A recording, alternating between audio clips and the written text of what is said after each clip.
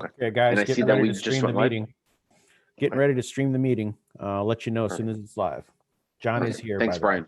Yep. All right, perfect. The whole gang's here. Okay, we are live.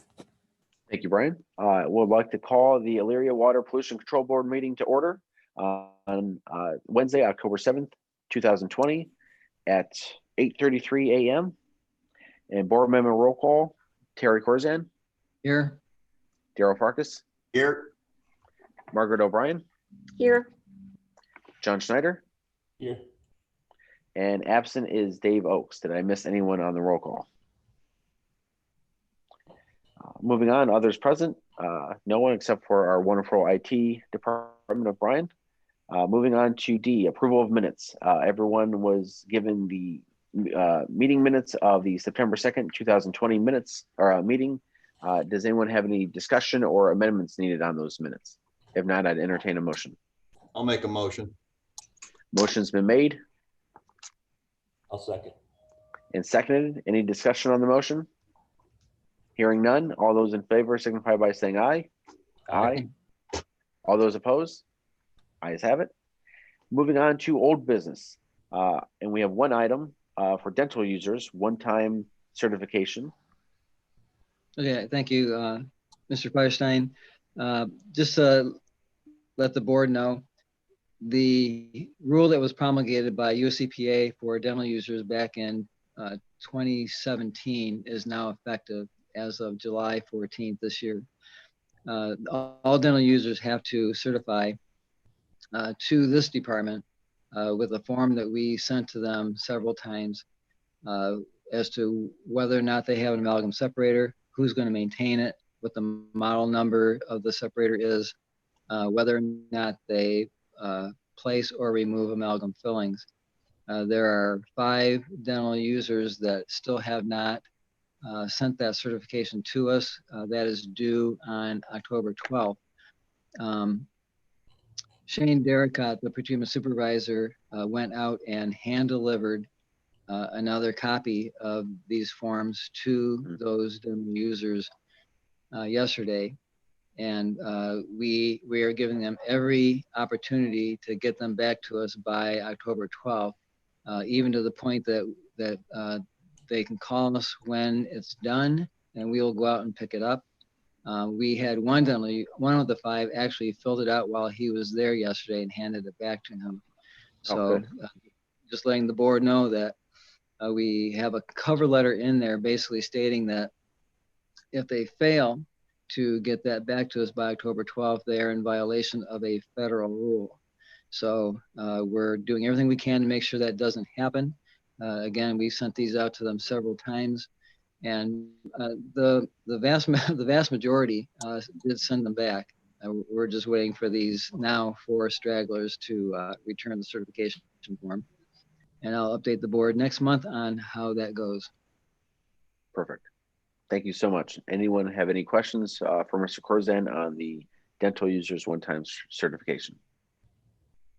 Hearing none, Mr. Corzan, thank you. Moving on to new business and one item, El Patron Restaurant. Okay, thank you, Director. I sent everyone a copy of a draft notice of violation for El Patron Restaurant.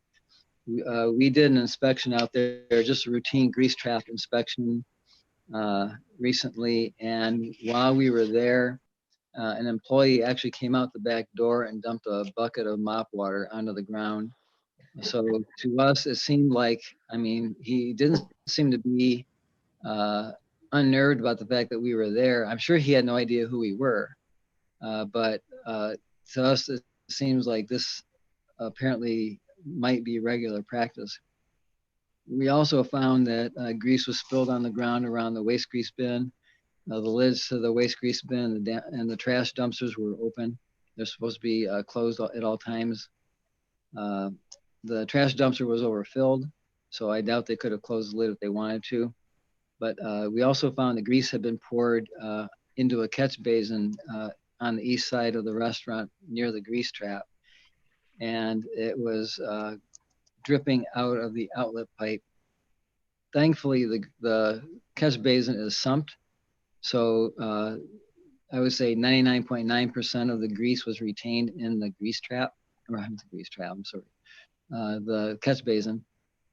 But there was a small little puddle of grease that had gotten into the ditch, which is right maybe about, I would say, 4 feet beyond the catch basin. But the grease was being held there by the vegetation, so it wasn't getting anywhere. We spoke with the restaurant employees. They called the manager to the site.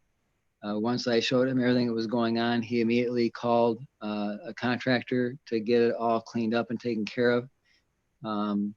He said that the grease in the catch basin was most probably put there by a contractor who was cleaning the exhaust hoods the night before.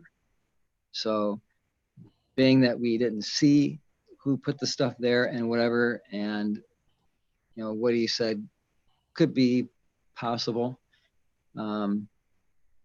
Basically my intent with this notice of violation with the number 12 A, B, C, and D as far as infractions was to basically let them know, as we have with other places, on a first time incident like this, let them know what the fine possibilities are and what type of escalated enforcement could be.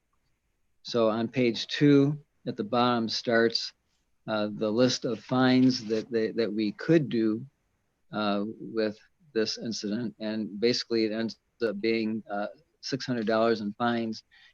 I know what he paid for emergency service to clean up everything, and they did a phenomenal job. I know he paid probably 3 times that amount of money to do all the cleanup that they did. So my intent is to suspend the fines. However, in item number 10 on page 3, it says any recurrences of such violations will be referred to the Elyria Water Pollution Control Board for enforcement action, including but not limited to fines of $1,000 per violation, which the board has the ability to do. We also have the ability to file criminal charges.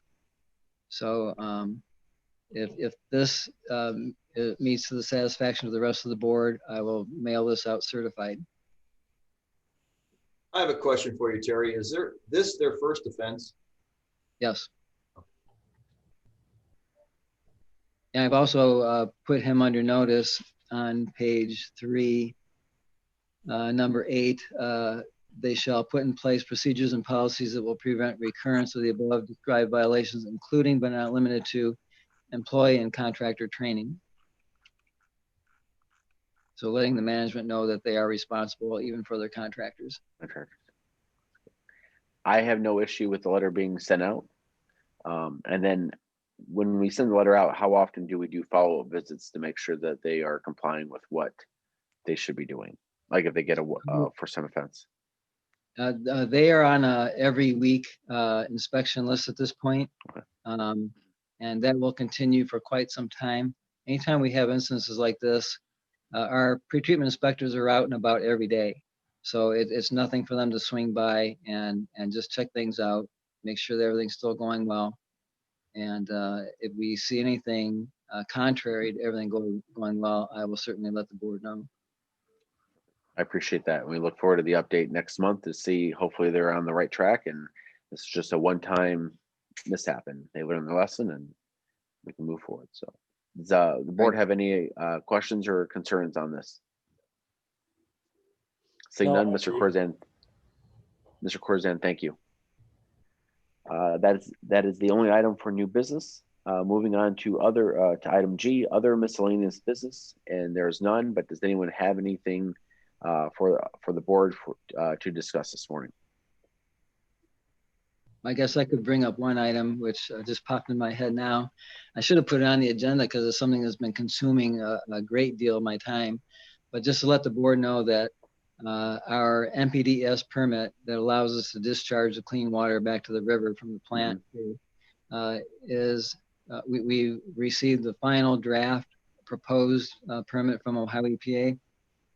We put together our comments And these should be our final comments back to Ohio EPA. I believe at this point, the permit will go through a 30-day public notice period. And then at that point, it will become our revised permit. So there are some changes to it. We've already gone through all the sticking points that needed to be gone through.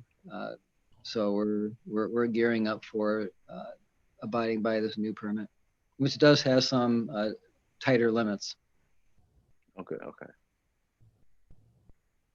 Well, let us know when the comment period is. That should be opening up soon then? Yes. Yeah, as soon as Okay. we get our comments back to them today, I'm gonna be sending that right after this board meeting. They should have no further comments back to us on that because we're basically accepting everything at this point. And I'll be notified by Ohio EPA when it goes to public notice. Very good. Appreciate it. Thank you. Any other comments, questions, concerns from the board? All right, seeing none, I'd entertain a motion to adjourn. The next meeting will be Wednesday, November 4th, 2020 at 8:30 a.m. and more likely will be a Zoom meeting just like this. So moved. If not, so moved. Seconded. All those in favor signify by saying aye. Aye. All those opposed? Ayes have it. We are adjourned at 8:44 a.m. Everyone, thank you. Brian, thank you so much. And everyone have a great day. Director, See you guys. Yes, who seconded the motion? I believe John. Yep, Okay, thank you. perfect. Thanks, everyone. All right, see you. Thank you. Thanks.